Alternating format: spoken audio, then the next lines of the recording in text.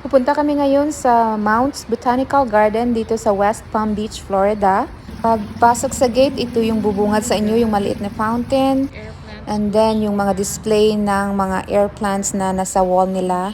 Meron din silang gift shop kung gusto nyo mamili ng mga pangregalo. $20 pala yung entrance fee dito para sa mga adults. At dito lang ito banda sa West Palm Beach International Airport kung saan malapit din ito sa aming hotel. Kaya makikita nyo na dumaan yung aeroplano dyan at medyo maingay. If you are a senior, college student, or military, $18 lang yung babayaran ninyo. $13 naman for ages 6 to 17 at free naman kung ikaw ay under 6 years old. Meron din sila ditong iba't ibang klase ng bamboo at ito tinuturo ko yung bamboo shoots. Labong pala ito sa Tagalog or tambo yung tawag sa amin. So sinasabi ko na hindi siguro alam ng mga tao dito na pwede itong kainin. Kawang-tawa ako kasi naalala ko ng kabataan namin na experience ko din ito na manguha ng labong para ulamin. Marami sila ditong bulaklak na nakikita din natin dyan sa Pilipinas. At nagkalat din dito yung parang malalaking butiki na a kind of reptile. Kagaya nito. Ito lang yata yung halaman na nakunan ko yung pangalan niya, tortoise shell vine, kasi parang likod ng tortoise yung itsura niya. Aside sa mga halaman, may mga nakadisplay din sila dito na mga origami or origami. Itong isa hinawakan ko talaga kasi gusto kong malaman kung saan ito gawa. Gawa pala sila sa metal. Medyo malaki pala yung garden na to, 20 acres yung lapad nito. So mga 8 hectares kung i-convert natin sa hectare. So magbaon kayo ng tubig if ever na gusto nyong pumunta dito.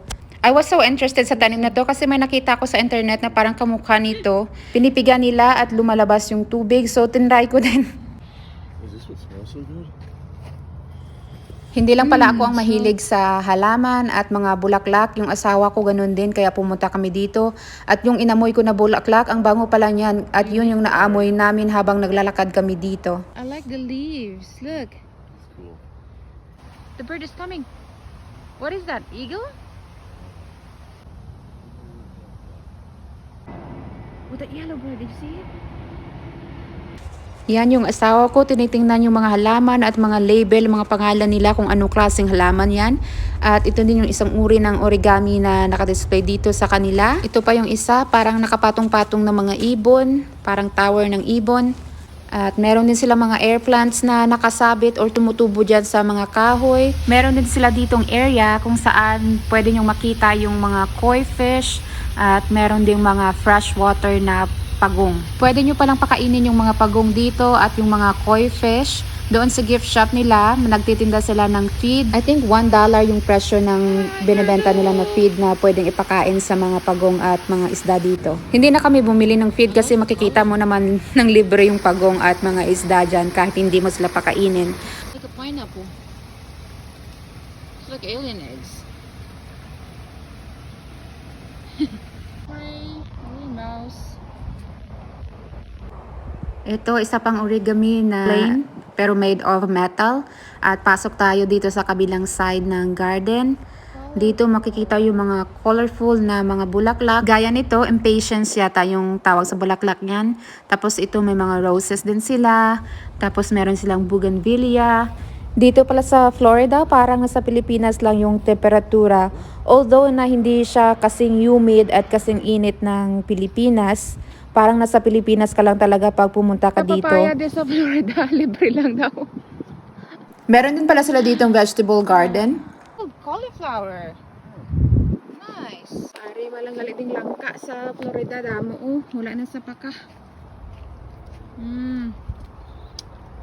Oh, look at that. What luto di?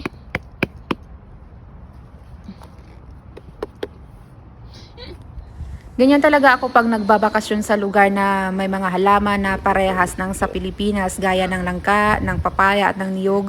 Tuwang-tuwa na ako niyan kasi feeling ko nasa Pilipinas din ako. Punta naman tayo dito. Let's see kung ano yung meron sa loob. You're inside. Na-remind talaga ako ng isang horror film na napanood ko na parang ganito yung itsura ng mga monster. I guess this whole thing is a plant. I mean, it might be dead now. It doesn't look like there's any living tops. Right there. Well, I guess there's sprouts coming off the bottoms. Crazy. Starfruit. Go get one. Oh, yeah. Go get one. Ari, gusto nyo garangan? Gapulak lang oh. Ambot kung kinakaon nila di. Oh my goodness. There's more fruits up there. Garangan sa amon. The gazebo. Blue flowers. Look at that big ball of plant. Ito yung itsura ng mga halaman around the gazebo. Marami din sila ditong mga colorful na mga bulaklak. Gaya niyan. At meron din sila dito mga origami sa side na garden na to. Kids, kung nanood kayo, may tanong ako na encounter nyo na ba ito sa inyong science class? Yung process na to na pag-transform ng caterpillar into a butterfly? May mga benches din sila na nakakalat around the garden. If napagod kayo ditong maglakad-lakad kasi nga malaking area na to, pwede kayong umupo. We can go to the zoo. At yan nga, yung asawa ko nag-iisip na kung saan na naman kami pupunta. Hindi pa kami nakatapos dito. May parang biglang bumagsak sa isang puno. Yun, nagulat kami, iguana pala. Iguana? What is that? It's not gonna do something to me. Balik tayo doon sa may mga isda. At yan, nagpakita na yung mga koi fish. Some goes here, they're like, oh, go to We made it through! Malapit na tayong matapos sa ating tour. Hindi namin na nakala na malaki pa yung garden na to. Nasa 8 hektarya pala ang lapad. Kaya ito na yung mga halaman palabas na ng garden. Malapit na kami sa gate. Big flowers. Big flowers. Sa wakas, patapos na rin yung ating tour na pahaba. See you sa next namin na gala. Bye-bye!